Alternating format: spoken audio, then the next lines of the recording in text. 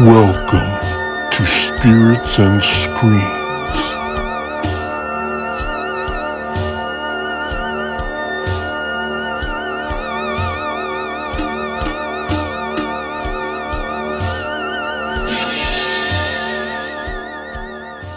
Hey guys, how's it going? So I'm just back home now from being at the theater again. I'm addicted to going to theater now. I love it. And we went and saw the first Omen. Oh my gosh. You see, growing up in the 70s, my dad and I really got into the Omen movies. So the first three we loved. And even the fourth one, maybe not my favorite, but it was still fun too. But my dad and I went and saw all those, and I'm really sad that he couldn't be with me tonight to go see this one, because I think he would have really enjoyed it too. And I gotta say, I really enjoyed it. I thought it was so fun. I love the idea of the Antichrist and Damien and the 666, the music, good versus evil, and things being inevitably screwed up, you know, in the end. I love that. You know, to be honest, this whole concept and stuff, it's my childhood. It's what I was raised on, what I believed in, and probably still do today somewhat, although some of my ideas have changed. But wow, it was so nostalgic going to this, and so amazingly, shockingly, so good. I didn't know what to expect going into it because, you know, it's supposedly a prequel to the first film, the OG from 1976, The Omen, and didn't know what I would, you know, modern day stuff, didn't know what was going to happen with it, but I say it was so good. Really, really good. I highly recommend it. So before I start to talk about it, I'd like to just go over some of the first films, in case some of you haven't seen them or know what they're all about. So let's get into that first. Okay, so the franchise goes as follows from what I can remember. The OG film, The Omen, was from 1976, and it epitomizes that time period. It really does. And the second one was 2 years later in 1978, called Damien Omen 2, which was really good too. So I remember being so excited that one was coming out, that we were going to get to see more of them. And the third film was The Final Conflict in, I believe, 1981. Then there was The Awakening in the 90s sometime, early 90s, I think. And there was a girl involved kind of thing. The first film was directed by Richard Donner, starring Gregory Peck, Lee Remick, Harvey Spencer Stephen as Damien Thorne. And such a creepy kid. He was so cool in that part. Oh my gosh. And of course, the iconic musical score by Jerry Goldsmith. I think it was called Ave Satani, I think. Anyway, gives you chills, just gets right into your soul, if you will. And the OG film was based on a book by David Seltzer. I don't have that one. I wish I did. I know my sister did. I remember her reading it, telling me all about it when I was a kid. But yeah, that's pretty classic. Kind of was that way back then, right? There'd be a book and then there'd be a film. In 2006, there was a remake, of course, of the original film. And it was okay on its own, an okay film. But it's one of those kind of movies that, why did they remake it? You know, why did they bother? And I don't know, to me, not great. Not great, but an okay film, but not really great, and not really part of the franchise, in my opinion. But anyway, if you want, you can go check it out too and let me know what you think of that one. I don't know, it just kind of fell flat. It didn't have the same kind of dynamic thing about it like the first one did. But anyway, nostalgia, grew up with it. You know, I'm hardcore where it comes to the original films from the 70s, so I just didn't really care for it. But you know what? I'm sure it did okay and people liked it, but yeah, not my thing. Okay, the original story goes that American diplomat Robert Thorne, played by Gregory Peck, and his wife Kathy are living in Rome, and she gives birth to a boy who doesn't make it. And without her knowledge, he's grieving, he's very upset, and he's offered this other child who is orphaned because the mom died. And somehow he's conned into switching the babies because he just doesn't want to deal with it, and not letting his wife know, and taking this mystery child. His name is Damien. And yeah, they're totally unaware of what's going on, and that he ends up being the Antichrist and that kind of thing. You can see that leads to some troubles down the road, if you will. But just such a incredible story. I love that this new movie, as well as the old movies, dealt with politics and religion and your faith and your ideas about, you know, life and death and afterlife and all that kind of stuff. I'm fascinated by that.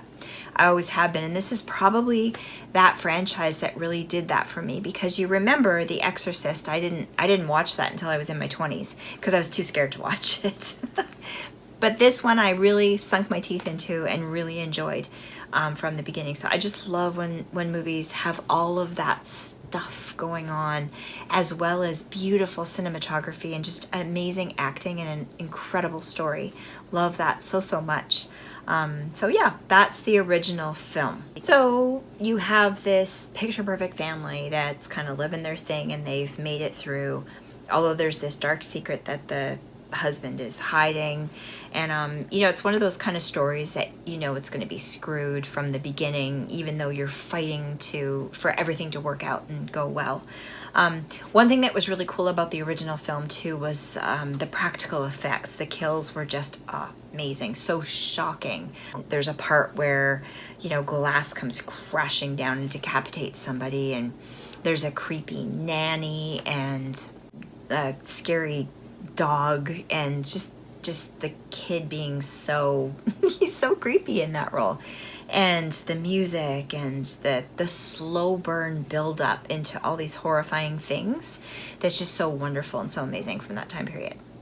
I have to say, I think this new film, I don't think it's going to be for everyone, because I know the Omen itself wasn't for everyone.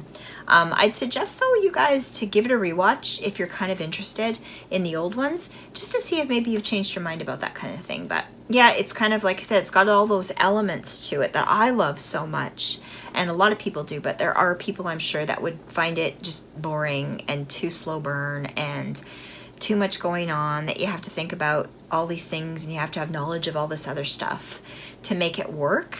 But for me, man, it doesn't get any better than that. Then you've got in the second and third film, you've got Damien growing up to become, I believe he's up for being president, and he's played by Sam Neill as an adult. And I love Sam as an actor so much. Event Horizon, I mean, just one of my favorite movies, and he's so good in that role. It was really, I remember, exciting knowing he was going to play that part, because he was really popular back then. He still is now too, but really popular back then. In the Mouth of Madness, you know, I just love him so much. So we have all of the knowledge of everything that's happened from all of these films. Young Damien, adult Damien, then there's a girl in the fourth film. And now we go into this prequel to the original. And man, so well done, I gotta say. Really well done. It incorporates all of those elements and brings them together just beautifully. And I was worried about that, because you know how sometimes you have a film and they years later go back into the story to kind of fill in the gaps and stuff of what happened, and you're like, why did they do that? They shouldn't have done it that way. I don't like this. But this one fills in all the gaps just amazingly. It's so creepy. It's equally as creepy as the first film, I think, in my opinion. And anyway, we're gonna get into it, and I'm gonna warn you up front, there's no spoilers. I'm not gonna do spoilers. It's too soon with this film. I want to let everybody have a chance to see it, because I know a lot of you guys won't watch it until it's streaming.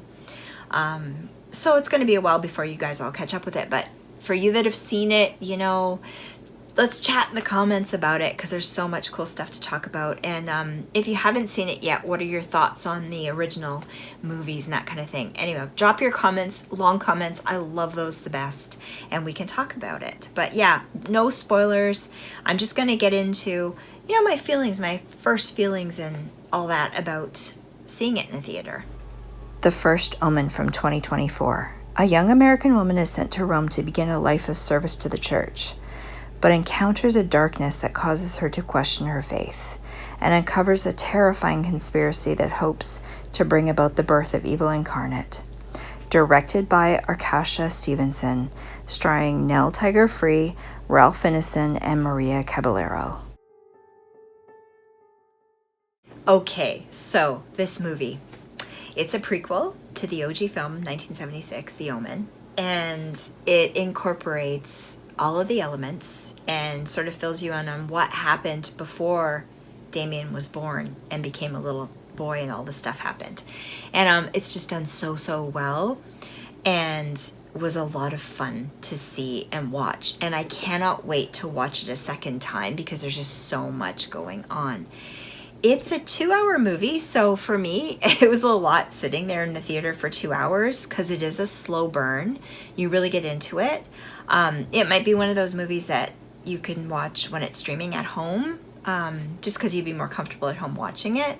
Give it a bit more patience and time, but even that being said, I still loved it. I really did. This movie kept me guessing the whole way through. And I love analyzing and trying to figure out stuff before we get to the end. I love doing that with movies.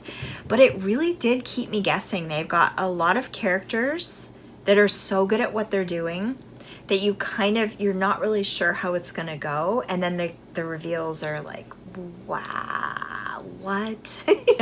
Cool. So that was really neat about it. Now, I'm going to be honest, the movie itself gave me sci-fi vibes. It's absolutely 100% horror. It's not sci-fi at all.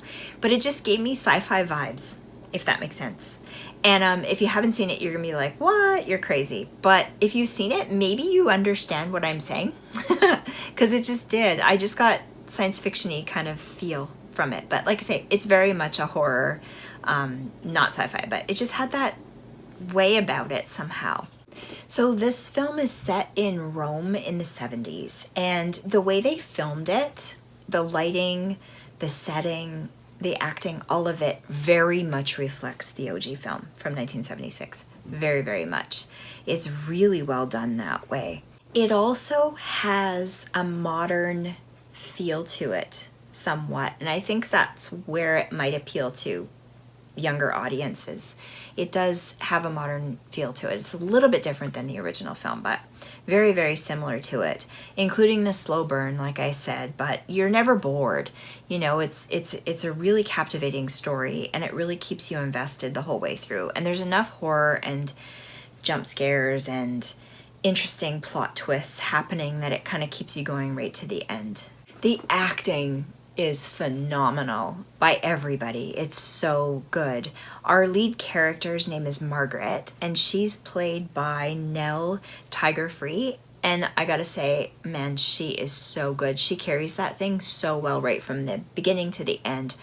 She's a very passionate, aggressive actress, and she's it works so well with the practical effects and that kind of thing, that you just fall in love with her and you just follow her through right to the end. You're rooting for her and hoping that she'll figure it all out and get through. But yeah, all the acting is so good, and I think that makes that slow burn kind of easier to take as well. So her name is Margaret, and she's a novice for the church, and she is American, and she's over in Italy, and she's studying and learning to become a nun. That's her whole thing there. So she ends up being at this church. They kind of take care of the children, and she's teaching them. The practical effects in this one are next level.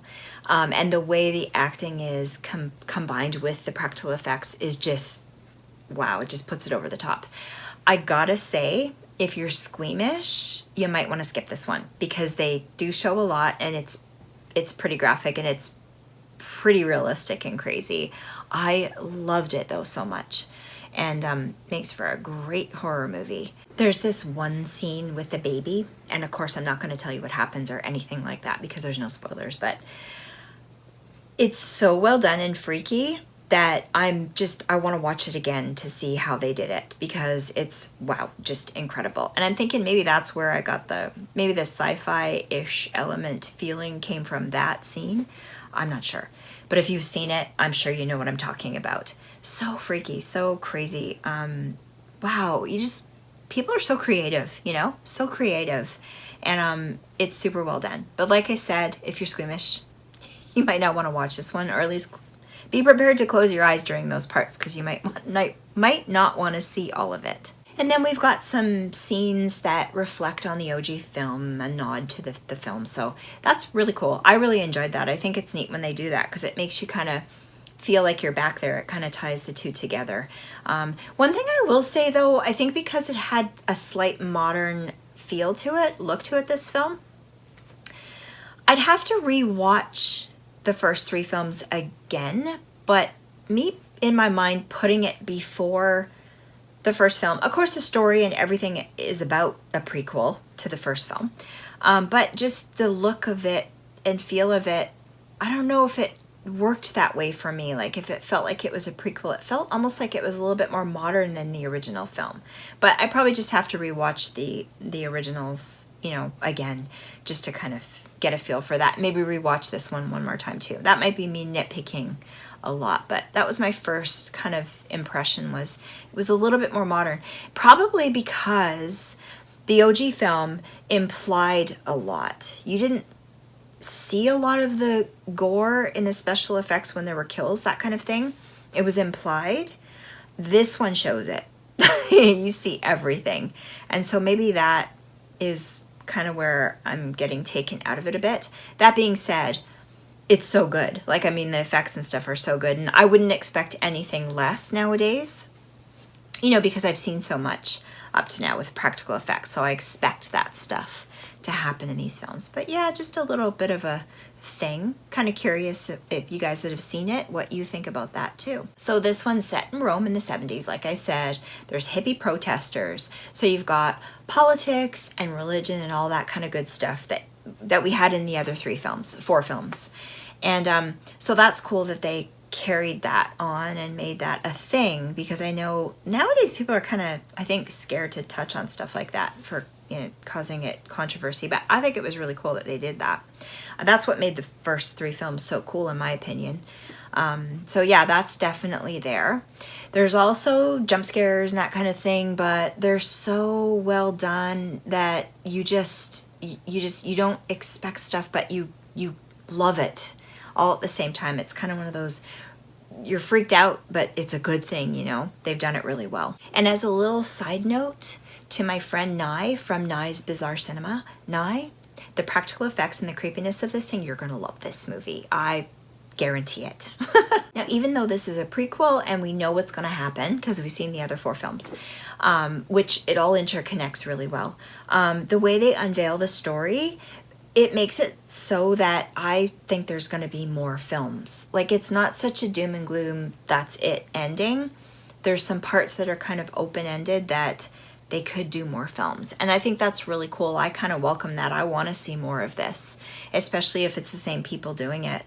I would love to see maybe even the first film, if they did another one after this prequel that maybe shows things about Damien and the family, but from a different perspective, maybe from the friend's point of view or from the church's point of view, or, you know, that kind of thing. I don't want to say too much because I don't want to give away any spoilers for this one, but like if they did that, I think that would be really cool to see that. So like I said, the musical score is so freaking awesome in this film. Oh my god, they've touched on it so well, just like the original film.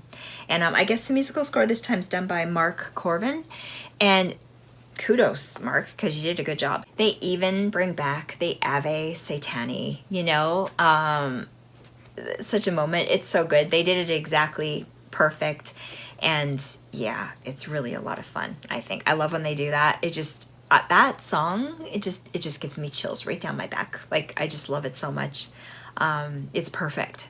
I don't think they could have done anything else and made it work with this story. This movie I love so much that it's got religion and politics and making statements, and it makes you think about all that kind of stuff. And it makes me think of back how things were in the 70s and how things have progressed and changed up to today. I love that so much. I immerse myself in that, you know, and that's why my channel is Supernatural Horror, right? Because I'm so into it. So I love how they did that, and they kind of carried that on from the OG films, because I think that's neat. Makes me really, really want to see more, because I love movies that make you think. I really do. I love movies that make you think. I love them that you can watch them again and again and again. You can find more things in there. You can analyze it forever, as well as the artistic side of it, the practical effects and the acting and all that stuff too. But I just love that so much, the stories being that way. I want to see more movies like that in the future. I really do. I have 2 complaints about this movie. Okay. The very first kill was very obviously reminiscent of the first OG film. And it didn't hit for me. It just didn't hit for me. It was too much like they were trying to recreate that. And that kind of pulled me out a little bit. But then as you go on with the film, it just gets better and better and better. So whatever. I don't know what I'm talking about. It doesn't really matter. But that's how I felt. The second thing was that the end scene has CGI that, in my opinion, it just doesn't work. It's just not good. I don't like it. It's probably nitpicky of me, because I think in the long run it's just a small thing and it's not the whole film, but it just didn't quite work for me. It was very much similar to some of the CGI that they had in, I think they had CGI in The Devil's Advocate. Anyway, it was kind of like that. It was just a bit hokey for me. Yeah. But anyways, a little bit nitpicky, but those 2 things kind of could have been a little bit better. But overall, they didn't really matter. It was still a really, really, really good film. I really want to watch it a second time, though, when I'm comfortable at home and I can just, like, you know, watch it and relax, rather than being in the theater. I might have been a little bit tired too watching it, but I'd like to see it again just to see, because maybe those things wouldn't bother me as much the second time around. The actors, the cast was pretty cool. I didn't realize until afterwards. I was looking stuff up, but that Nell Tiger was in Game of Thrones. I never ever watched Game of Thrones. I got into The Walking Dead, watched that, and then Game of Thrones started, and everybody flipped to that and started watching it, but I never did watch that. I probably should go back and watch them, because they heard it was really incredible. But she was from that, so I didn't know that. She's such a good actress. Oh my gosh. Bill Nighy from Underworld. Yeah, I was like, yeah, that's where I know him from. Cool. He was very cool. Also, Ralph Ineson, Charles Dance, who was in Alien 3. I was like, yeah, that's right, Alien 3. And he was in Game of Thrones too, so I thought that was interesting. But yeah, maybe the sci-fi aspects of these actors is what brought my brain into thinking of sci-fi from this as well. I don't know. But yeah, great cast. Really, really, really great chemistry together, and so creepy. Just so creepy. So yeah, I loved this movie. I liked the practical effects, the acting, the casting, the slow burn build up, the 70s filming look, the setting, the convoluted story, the political and religious aspects, and the way that they tied it into the other 4 films I thought was really, really cool. So guys, for my review, I'm going to give it a Spirits and Screams cult classic. I freaking love this film, a 5 out of 5. I thought it was that good. I highly recommend that you watch it. I'm definitely going to be adding it to my collection when it comes out in physical media. I'm going to watch it again streaming too, just to see it again as soon as I can. And yeah, so if you have seen it, drop those comments down below. Long comments, please. I love those. We can chat about it. If you haven't seen it, let me know what you thought of the original franchise. Yeah, and I just highly recommend it. You got to see this movie. It was one of the better ones so far this year, actually. Yeah, really happy that horror is still happening. You know, that's awesome. Well, you guys, I think that's it. I need to get going so we can eat dinner, because daughter's starving to death, so we need to have some food. I am too. And I just want to say I love you all, and I really hope you're doing great, and we're going to see you again really soon. Bye, guys.